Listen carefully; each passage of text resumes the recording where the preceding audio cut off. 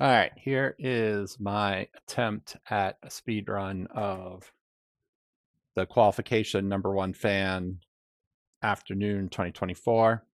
It's a tough one. See how it goes. Got good old Eve here. It's not too. This one's Eve can be tricky, but this one this one's very handleable, right? It's just, look up the ship name on the ship names, returning the minerals. So it's just that times prices times 1.1, and then the whole thing's going to get summed up 1.1 because there's a 10% markup that, I don't know, somebody does. Space Pirates do the 10% markup. I don't know. Sequence. So how many rows do I need for Vlookie? Let's say 10 rows is enough to complete this problem. One column starting at whatever that row is, right? So these are the rows we're going to look in. Going to do a little XLOOKUP then on the row number. I'm going to do one little thing to this. I'm just going to add a little end signal to the bottom because the rules say when you touch the bottom row, it's all over. So I'm going to put some end stuff just so it's clear when we touch the bottom row. So XLOOKUP the row number on the row numbers, returning, everything, the data, right? So we got all this stuff. Now he goes in a snake pattern, so I'm going to use my snake lambda. Snake. And there it goes. So there are the symbols that the dwarf's going to pick up. I need to know how many hazards he's holding. Well, actually, I'm going to have a 0 turn up here. Just to, I think in almost all of these, I'm going to have a row for before the first turn, just to make it easier. So I don't have to put that in the formula. All right, so I need to know how many hazards he has, right? Starting with 0 hazards. I need to know how much hit points he has, starting with 100 hit points. I need to know how much the symbol is worth. I need to know what his total bag is worth. It means first one's worth 0. And I need to know if we're done. We're not done yet. All right, so hazards, right? And the two ones that are hazards are the mercury is 6 and uranium is 10. So, or this equals 6, this equals 10. So if either of those are true, then we're going to add 1 to the number of hazards. Otherwise, number of hazards remain the same. The other thing is if this is empty, so if this is a 0, then your hit points stay the same. Otherwise, you lose hit points, and your hit points is this minus however many hats, including the first one. That was a thing on the Vlookie case. So it was an issue, but including the first one. So that's including immediately picking up the hazard for the first one, which is taken care of here. So that's how many hit points you have. The value of the symbol is just a quick lookup, not on a dartboard, but on here, returning here. And you gotta keep that nice and locked. Total in your bag, right? It's just the sum of this and itself with one of them locked, right? That means it'll just keep going and do a cumulative sum. And then we're done. If your new hit points is less than or equal to 0, then yes, we're done. Otherwise, we're not done. All right. So we're going to do this. Then we're going to get done right there. So we're going to look up when you're done on what is the total amount of stuff in your bag. And did not account for the end. I also need to account for being done if the symbol is, that's why I put that end symbol there. So if the symbol is the end symbol, then yes, we're done. Otherwise, do that other stuff. All right, so what? 36, what's happening at my end here? If I reach the end, what happened. It's got to calculate for a second. Get rid of the lookup table for a second. Just look at this. There, if I do the end, then it's giving me the total value, which includes that because the end doesn't exist. So what I have to do is say that the value is just 0 if it's not found. And that'll fix that. All right, now we should be ready to move on to darts. Darts. So let's do, one thing I love to do for darts is I just take this input data here and I'm going to make a little editorial change to it just to make my formula simpler. If it is a 25, then I'm going to change it to S25, meaning a single 25. And if it is a bullseye, I'm going to change it to D25 because that's what a bullseye really is double 25. So that just makes this easier to parse, right? So I'm going to put this in the middle and then I'm going to do like a before and after, right? Try to go kind of chronologically. So wrap rows this by 3 darts per turn, okay? And then what do I need to know? I need to know who the active player is. I need to know player 1 and player 2's, score ahead of time. I need to know the active player's score, whatever that is. And maybe about it. Let me see. What do I need to know afterwards? I need to know what is the running. So I have to check after each dart to see if you won or not. So the running score 1, the running score. Well, I mean, I should actually figure out what these darts are worth. So, value 1, value 2, and value 3 are just going to be like the numbers that the darts are worth. Then the running total 1, running total 2, and then the running total 3 is like how much has the active player scored so far? Because I got to check to see if any of these are 0. Because if so, the game ends immediately. And then the new total is going to be here, right? Which will either be after all 3 darts, or if it's negative, we'll reset it. And then I need to know if the game is over. And I need to know the loser score if the game is over. And that should be all I need. So I'm going to move that a little closer. Active player, there's no bonus turns in this one. So I'll use my X sequence. Starting at 1, stopping at 2, going by 1, no repeats, but repeat the array 20 times. Yeah, there we go. Score starts out at 501, both players, and then this is the active player, right? It's just the index on this array of this player. So that's the active player scores. All right, so the value of these darts is simply, I'm going to do a little lookup for triple, single, double, triples 3, single 1, double 2. So equals X lookup this on here, returning here. X lookup just the leftmost character of it, right? The first character is my multiplier times only numbers, right? So just pull out the digits of this. Is that, but what if I did it for this entire array like that? Will that work? Yeah, that'll work. All right, so now I've got the scores for each dart. So the running total is the active player minus the first dart, that minus the second dart, then the total minus the third dart. So the new total at the end is if the running total is less than 0, then we go back to your starting, right? That's the rule for that, because you busted and you went back to the start. Otherwise, it's just this running total, right?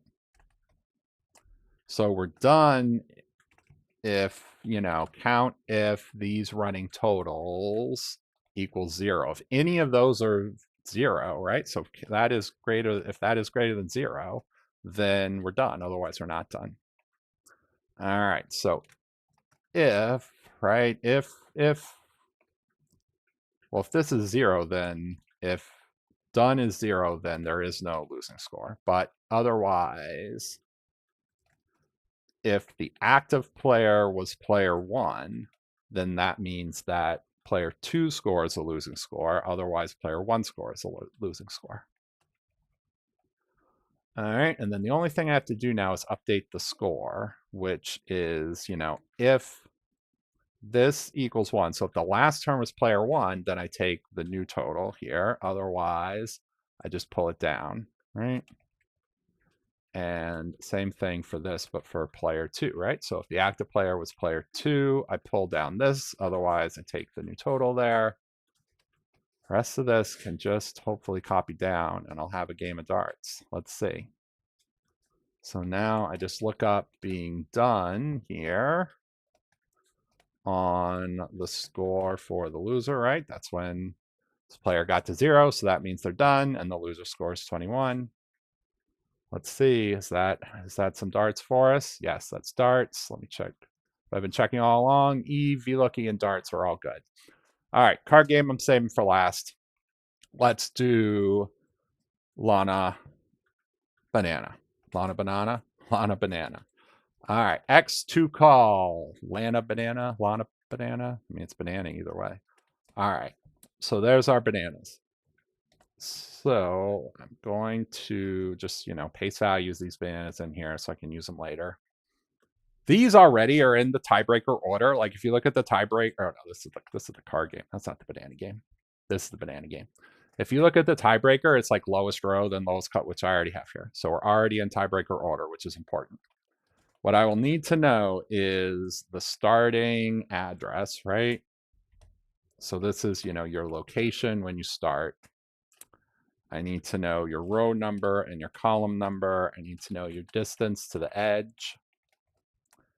I need to know where the closest banana is. And then I need to know your new location.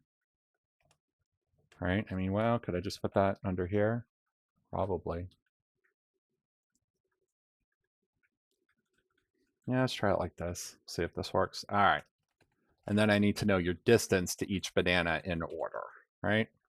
So RC2ref of this as a row. This lambda just gives me the coordinates of the reference. 2 row, not row, 2 row. RC2 ref of this. Oh no, other way around. Ref to RC. Let's try and do the inverse of this. All right, so the distance to the edge, right? So our edges are at, 1, 1, 41, and 41 are our edges, right? So it's always 1 and 41 are the edges of X and Y. Luckily, it's a square, which makes it a little easier. So the distance to the edge is the minimum of this minus 1, this minus 1, 41 minus this, and 41 minus this, right? So the minimum of all those is how many steps it is for Lana to escape. All right, the closest banana I'll get back to in a second, because first of all, I got to see how far these bananas are. Well, I mean, the basic is just this, right? The distance, my distance lambda, it's our Chebyshev or chessboard distance is back again. Lock this with the lower row number and the other column. But there's another complication, which is that like here, like if I look at the banana in D4, like, oh, it's a distance of 0 because it's right here. Also, the bananas disappear as you eat them. So I got to check to see if the banana's been used up first. So if exists, right, this on this array, right, F63 to F63, but also $1 $1 because now it'll keep going down as I go. It'll check all the previous bananas in addition to the current one, because you can't just stay at your current location. So if it exists, then 99, right? Just give it, an arbitrarily long distance. Otherwise, give the actual distance here, right? So if exists, this is the array to look in, that is the value to look for, right? F63, well, of course, F63 exists, but not K $62 is the one that I'm looking for. That's the one that I'm testing right now. I want to see if that one exists, right? Well, let's see. D, yeah, this is one of these is supposed to be locked, right? Whatever this is supposed to be locked. These Fs have both got to stay locked. All right, so now it says, you know, the D4 banana is 99 away, right? Because it's already been used up. So you can't use it again. So it's not an option. Is this all the bananas? No, that's not all the bananas. There's more bananas than that. All right. So I'm going to paste values, all the bananas. Now I got to transpose, you know, all the way down to here. All right, and this has got to get copied all the way down. All right, so now the closest banana is just the minimum of all this. And so your new location, right? So if the distance to the edge is less than the closest banana, then we are gone. Lana leaves the garden. Otherwise, it is XLOOKUP, the closest banana distance on all the banana distances, returning on all the banana addresses, but with the 62 has got to stay locked, right? Everything else is going to change, but that 62 is going to stay locked because that's where the bananas are. All right, so that's the new location. The rest of this just kind of fills in, right? No, there can't be a banana at 0. That's just because I haven't filled it in yet, right? Yeah. So let's see here. I'm going to go down about 70 rows. Is that enough, maybe? Some of these take a while, as I recall. So yeah, I think this is correct, right? So D4 to D2 and then out is correct for the first one. Oh, and I got to look up the bananas so I can see if there's, so X look up this on here, returning here. I mean, all of them except the first one I know will have bananas, but the first one I got to check. And then the rest of these I can also just check to see and do like an if error. This will also handle the errors, right? So this will give me bananas, assuming that this stays locked. Right, and then this is just, you know, count if this is a banana. Have I done my named range for a banana yet? I usually do that. All right, I'm just going to pick one of these bananas here, and I'm going to call it BAN for banana. It's a weird capital, but whatever. All right, so now I've got 3 bananas, which is the answer for this one. I'm going to save this real fast just in case it crashes. Let's see how it goes. If I did this right, it should be fine. It is going to take a second to calculate the whole banana tour, though, because it's got to keep going, because some of these are long. Like at first I was only doing like, oh, she's only going to go 20 or 30 steps, but now some of them are longer than that.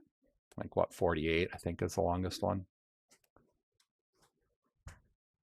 These answers look familiar, which is probably a good sign, but we'll find out in a second.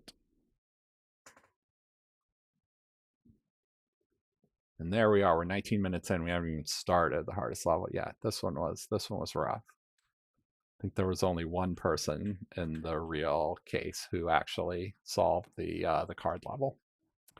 But we're going to solve it right now because we got no problem solving the card level. So to solve the card level, I'm going to create some little sheets just to make it easier on myself. So I'm going to make a sheet for cards. Even before I do that, I'm going to use my card lookup table, but I gotta got to customize it for this game, right? Because I have it just set for like basic poker or blackjack or something. But let's see. So if I take what the leftmost symbol here, right, which is just going to turn these into symbols, and one for the one represents 10 in this case. This one got turned to a number somehow, which is bad. Now for the points, right, I can just look up the symbol here and get the points. But I'm gonna have to lock it for it to work.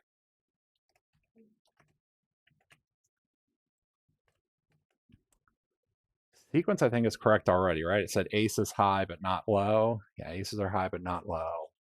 And then the suits will take care of. All right, so there's a few things I want to know about these cards. So let me pull, I'm going to pull the whole deck of cards here.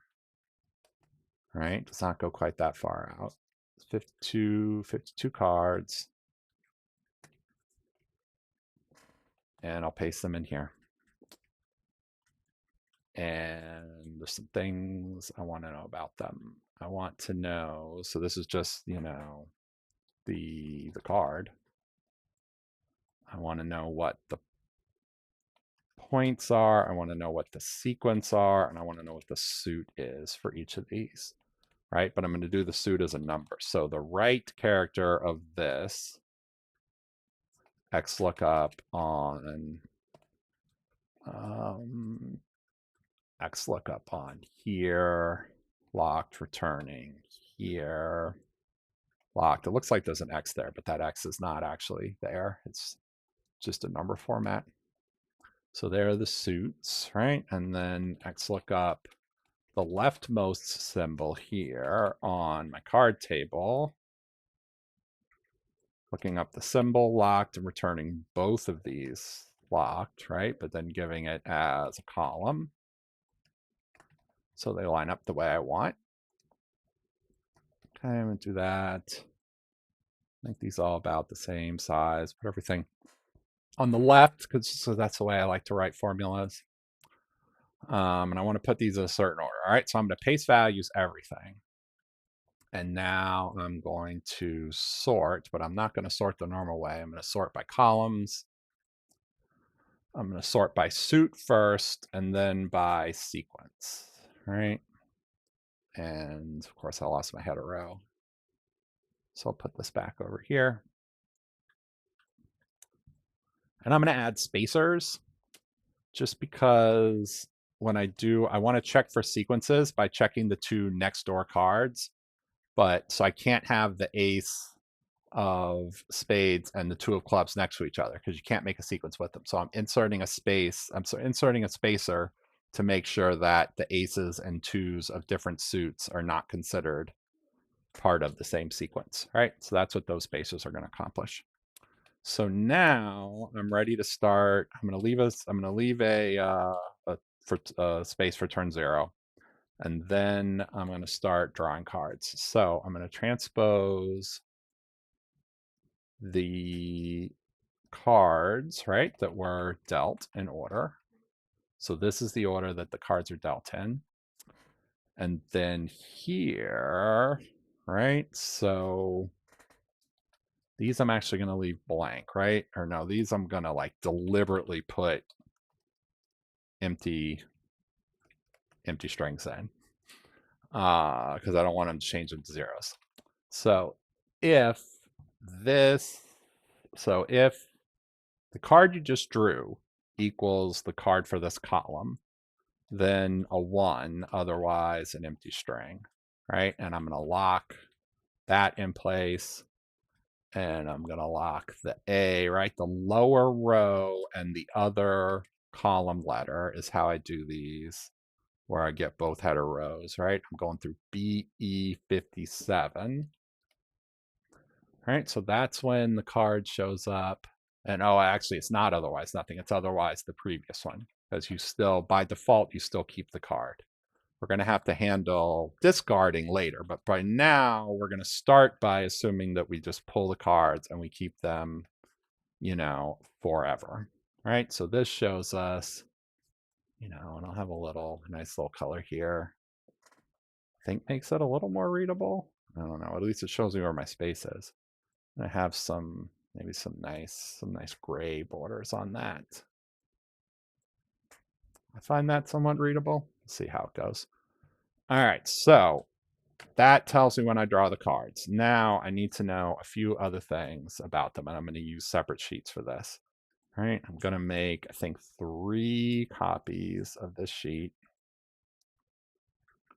One to determine if there's a sequence, one to determine if there's a set, right, meaning 3 of a kind, and then another to determine the points, right? And then if the card scores points, then we have to go back and remove it from your hand, right?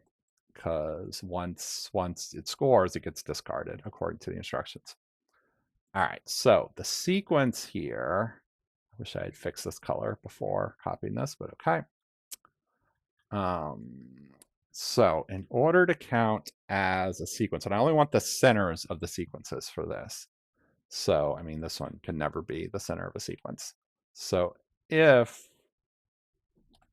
the sum of, and I'm in cell C5, so if the sum of the 2 cards next to that card and itself, if the sum of all those together equals 3, then that means that this is a sequence centered on that card. Otherwise, it's not. Think I want zeros? No, I'm going to do zeros later. I'm going to keep my blank strings in here for now. Makes it a little easier to read. All right, so as soon as I drew the ace of clubs here, right? Because I already had the king of clubs, the queen of clubs, so now I draw the ace of clubs. So now that's a sequence centered on not on the ace of clubs, but on the king of clubs, right? So as soon as I draw the ace of clubs, now the king of clubs sequence turns on because I have a sequence, and eventually I draw the whole deck and I have all the sequences because we haven't done discarding yet. So that tells me if I have sequences. All right, so now for sets, what I'm going to do is I want to see how many cards have like 3 of a kind, right? But so first of all, if the card itself is missing, then that doesn't count, right? The card itself has to be part of the set. I don't just care that there's a set of 2s. I care that there's a set of 2s and the 2 of spades is a part of it. That's what I'm looking for in this one. You know, if I move this over, now I'm looking at the 2 of spades here. Okay, so in order to count the 2s, what I'm going to do, so otherwise, assuming I actually have the 2 of spades, what I want to do is I want to filter this entire array of points here locked into place where I want to filter where that equals this, right? This is actually the filter criteria, right? So I only want to keep the ones where it's the correct columns is what that filter criteria is going to do. And what I want to keep is the actually like, do I have those cards or not, right? So that's what I want to keep. The columns are going to be locked, but the row is not going to be locked because I need it to keep going down, right, as we go. So that filter should show me like all the cards that are of the same, right? So let's see. If I take this and put it in the 2s, when does the 2 of spades start showing up? Well, something's not getting locked properly, I can see. This right here is supposed to be locked up here, so that's got to be $. Right? So yeah, so this is where it comes into play, right? Where now I've got the 2 of spades is active, and it looks and says, oh, look, there's of the 4 possible 2s, I've got 3 of them, right? So if the sum of this is equal to 3, then 1, otherwise nothing. All right, ooh, hopefully that fixed things. It didn't make them worse. Let's see. Let's see what happens when I bring this. All right, so now once I add the queen of clubs, right? Now I've got 3 queens, right? So the queen of clubs and the queen of diamonds and the queen of hearts are all showing up as part of a set, but only once I draw the queen of clubs, right? Before that, it doesn't count. Now I've got all 3 of them. All right. So this is looking like what I want. It shouldn't be going away though. Oh, right. If it adds a 4th, it would go away, but that won't happen in real life because we're gonna discard. So finally, the points for each of these is going to be something like this. So if, and this equals nothing and this equals nothing, right? If both of those are true, then you're going to get 0 points, right? Otherwise, you're going to get points. And how much points are you going to get? Well, you're going to get a number of points equal to your suit times the base points for the card is what you're going to get, right? So now, if I do this, these are getting values here. So, it's not, I need to lock this. I need to lock these rows, right? Row 1 and row 2 is always where those numbers are stored. Yeah, okay. This looks like it's working. So now, like when this queen gets drawn, right, then you get these points for all 3 of these queens, right? So now we've handled, I think, everything except the discarding, right? So all I got to do now is go back to the cards and say that, all right, well, now every time if the previous one, right, and I can't make this circular, right? It's going to be based on the previous one. So if that is greater than 0, then nothing. Otherwise, continue as normal. So now we're going to discard as soon as it starts to count toward a point, right? So we draw queen, queen, queen, and then once we have our 3 queens, look, the queens disappear. Yep, all 3 queens disappeared, which is what I want because they're going to get scored. All right, so now I need to just filter out these zeros, right? Because I got to do a product. So filter that where that is not equal to 0. And then if it's empty, then just make it 0. That's fine.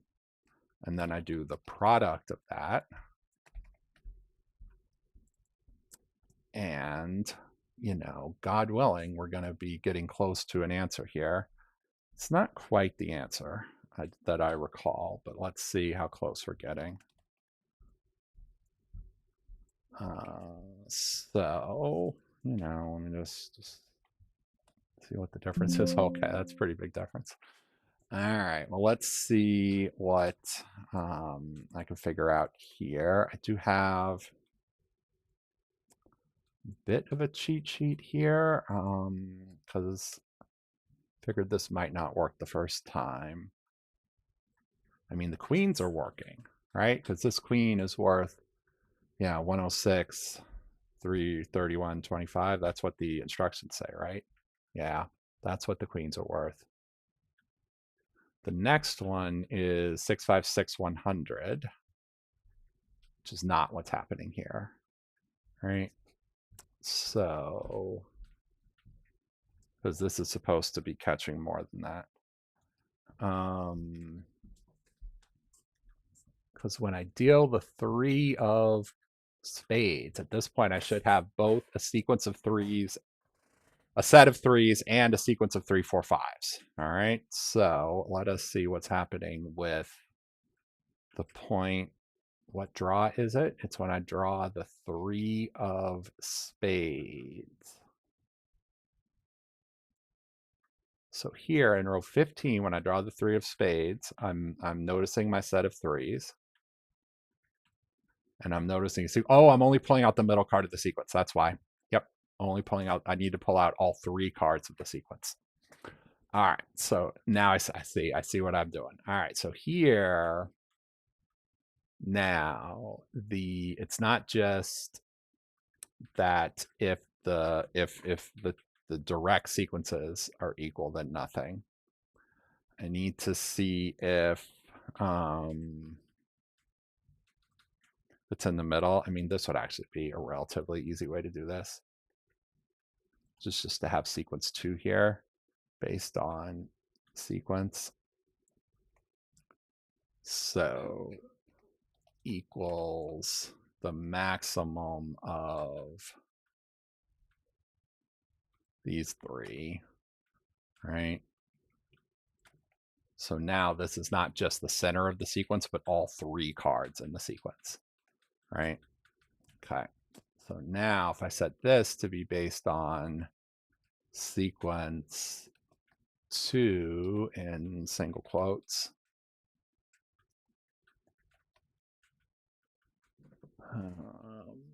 single 2b5 equals nothing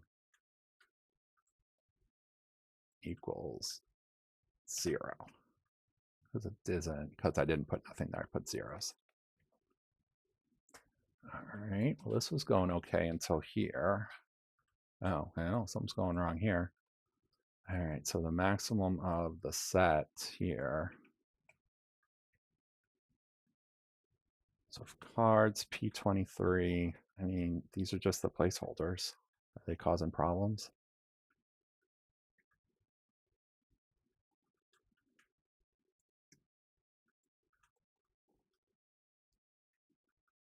Huh.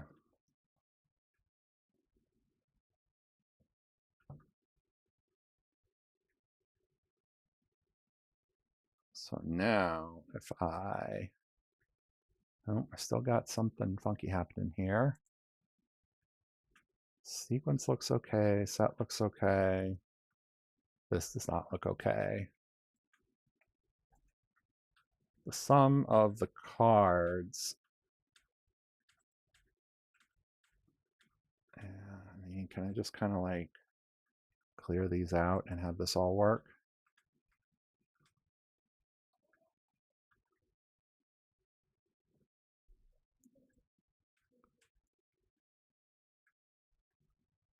Not seeing any more errors.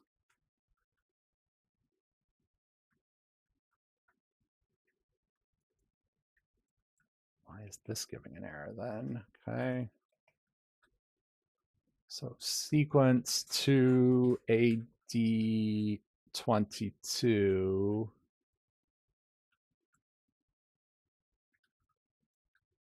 I mean, that's not an error. Let's see what's causing the problem here. 1 equals 0.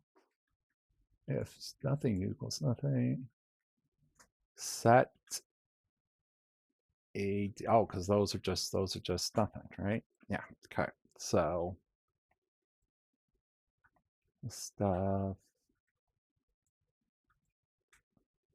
here. All right. So now if I add these together, these are not. These are now getting a huge number, right? Because sequence 2 pulling from, oh no, it's pulling from set. That's why it needs to pull from sequence.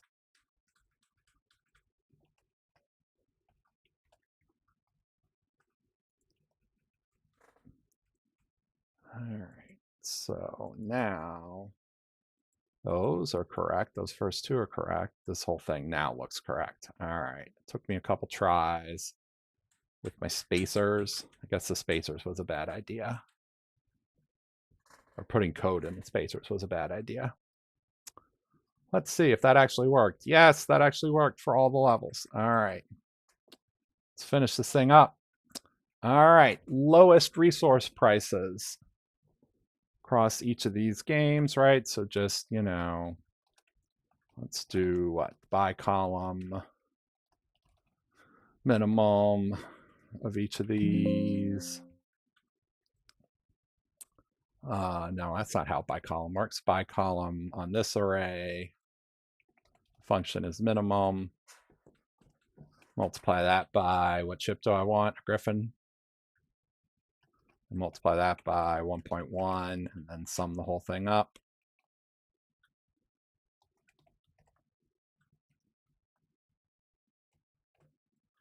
Coin value of everything in the mine.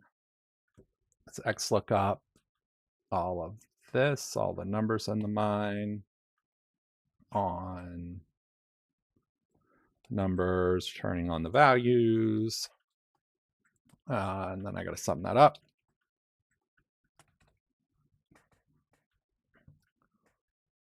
Points in all the darts games. I'll bet I could get this from here. Yes, I can. Right, so that's just the sum of all these.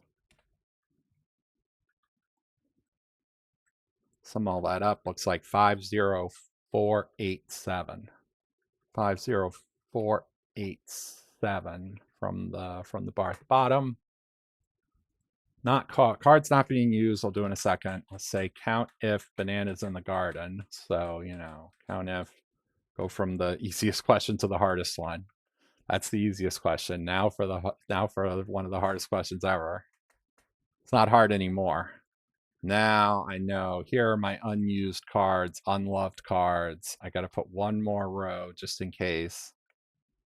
Right? So I just copy this down here. Those are my cards that are remaining, right? So if this is nothing, then 0. Otherwise, it's the value of the card, right? Which is the suit multiplier times the number of points. So that's the value of the leftover hand. And then in level 4, right, if I just grab the value of the leftover hand,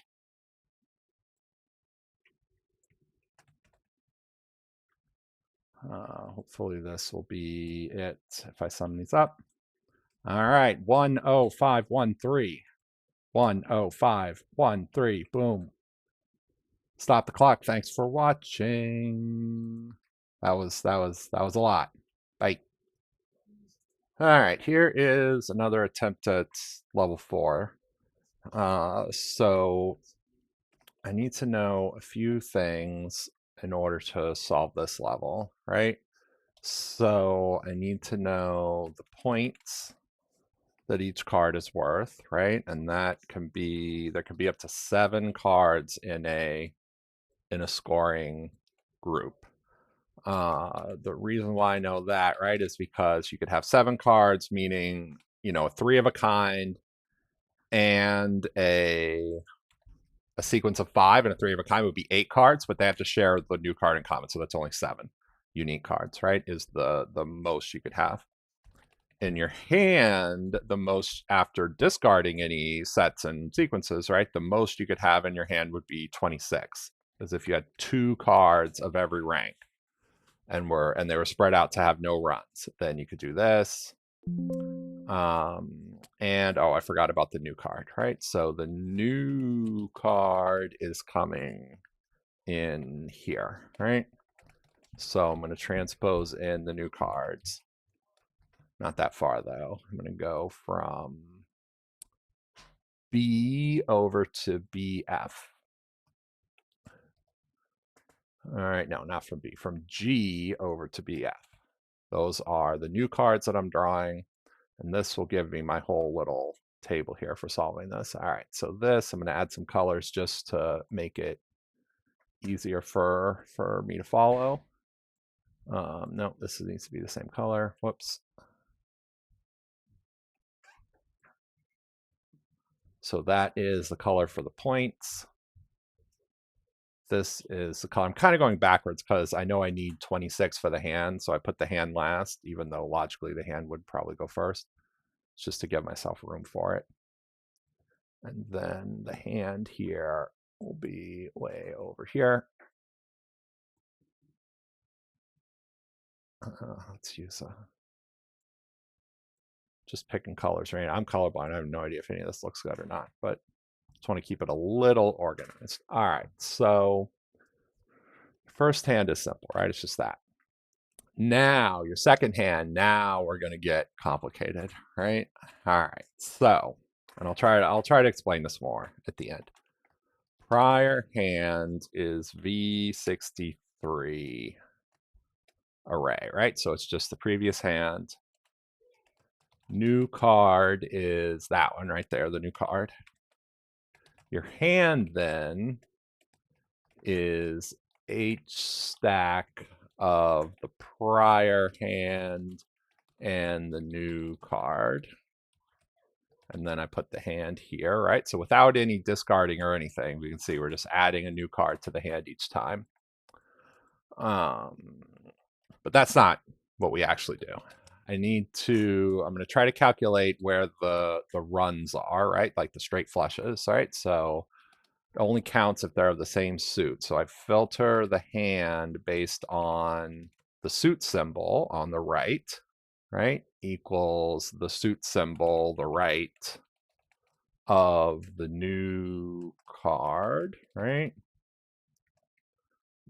Okay, so far, there's one other thing I wanted to do, which is to make the 10s into 1s, because this will make my life a little bit easier if all of the symbols are just one character, so I can use left to get the symbol. All right, so take all 10s, replace it with 1s. Normally I just do that anyway, it's not a problem, but this gets a little tricky. All right, where was I? I was on same suit. I got figured out. Now the sequence numbers I got to look up, because I got to change because like J and K, I got to know where the Jack and the King and everything fit in. So I got to look up the numbers in the same suit on this prep here, right? The first symbol, and returning on the sequence, right? To turn them into the sequence numbers.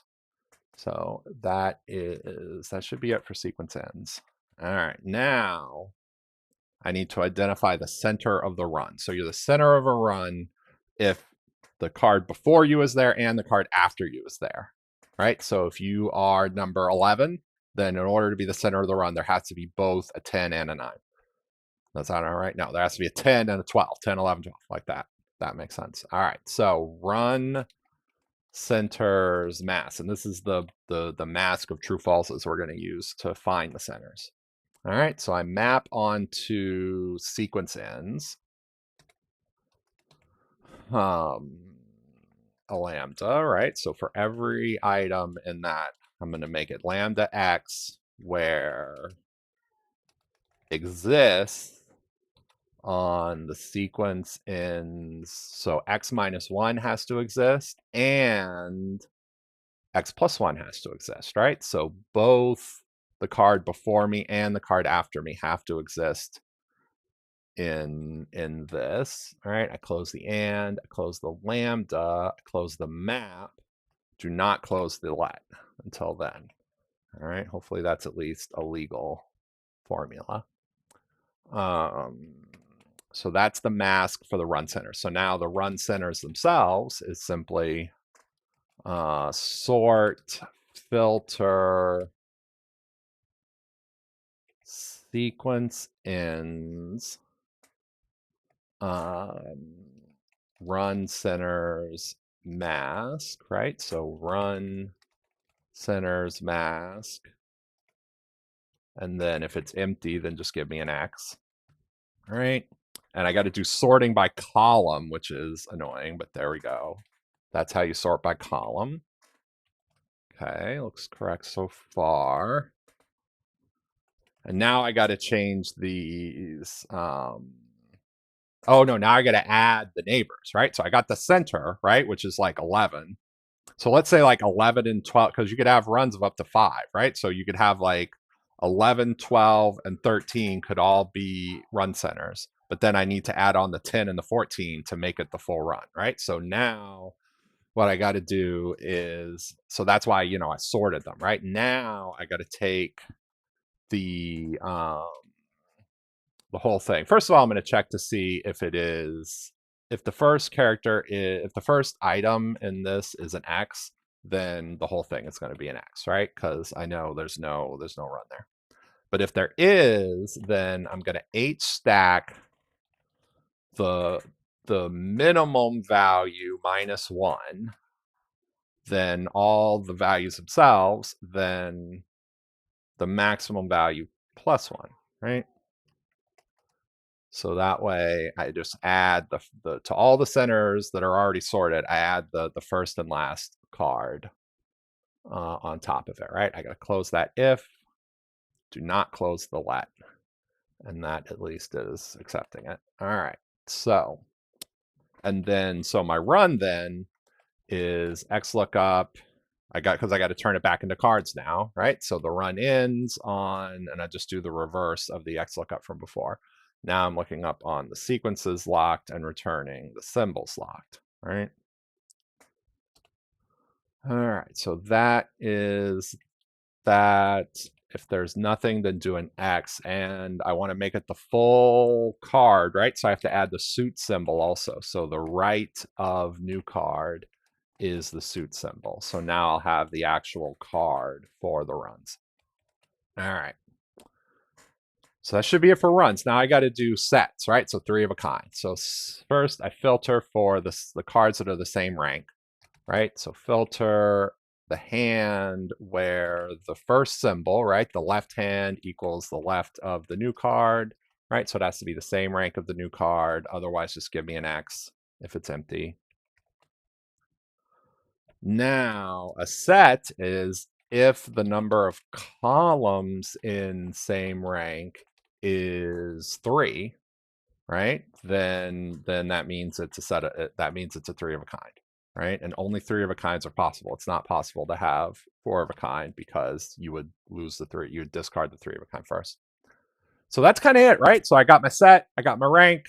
Now I've got my set and I got my sequence. So all I got to do now is take my hand and discard the cards that I don't want anymore, right? So my new hand is the first step, at least, is to get rid of the sets, let's say. So if is in a X match hand set, so that's going to get rid of any cards that are a set.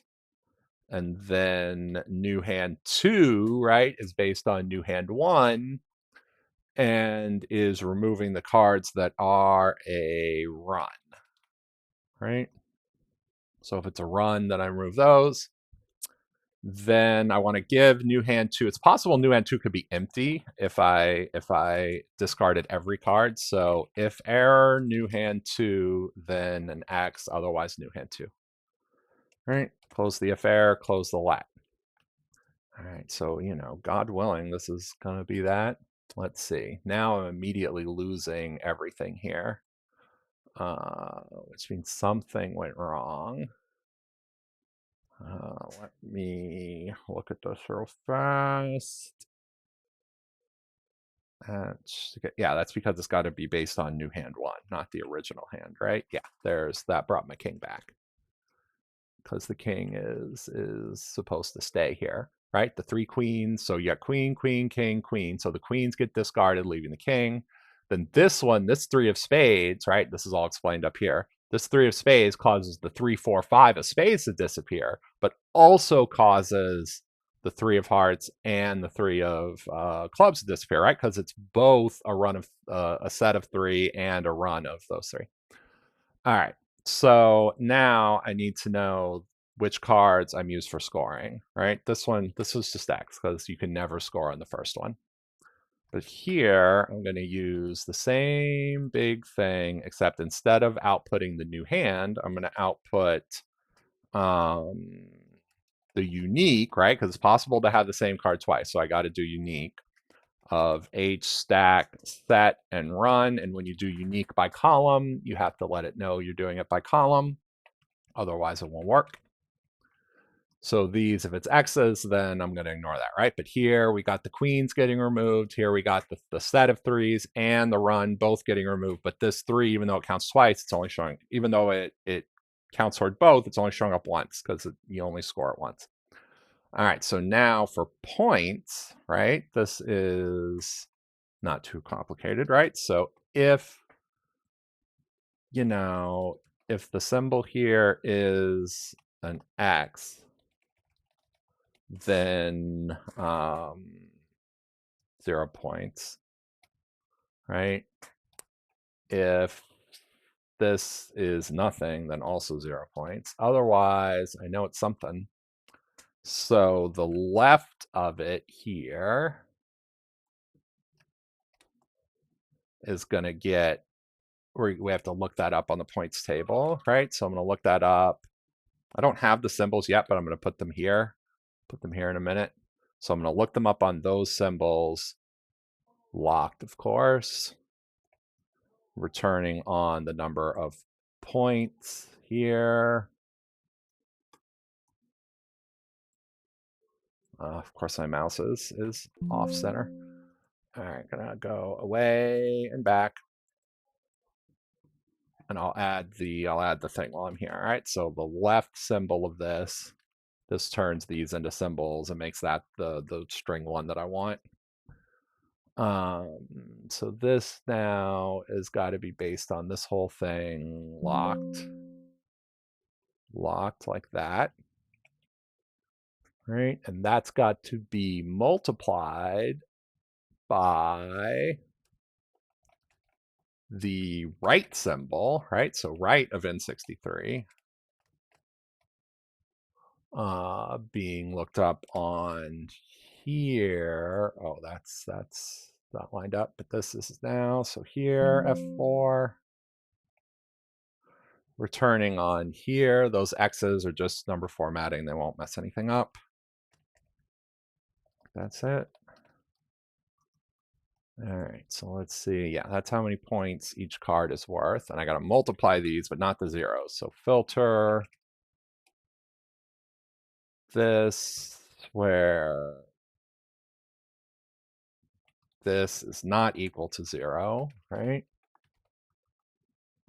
And if it's nothing, then, just give me nothing.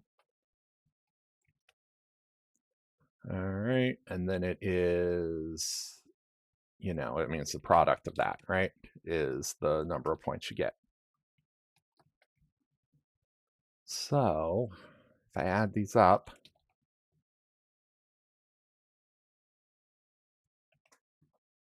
looks right. All right, let's see if they're all right.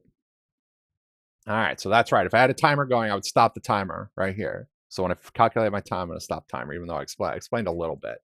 I'm going to try to explain a little bit more as I go here. So, like, why does this actually work? Or how does it work? So, I mean, you can see here, right? Like, every time we're adding the new card, we're discarding the sets like this. I don't know. I guess I kind of explained it already. Yeah, it's fine.